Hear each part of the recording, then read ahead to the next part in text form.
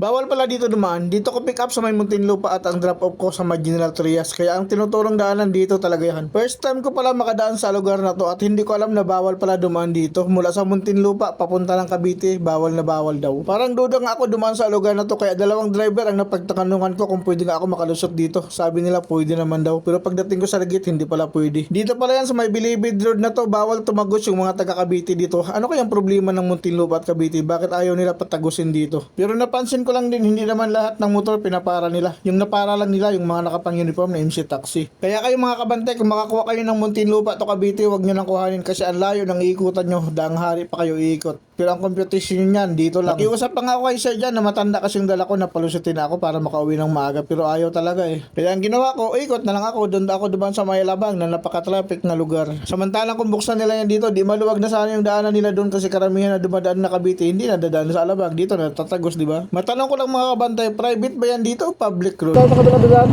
layo yun eh. Wala, bawal daw dito pala eh.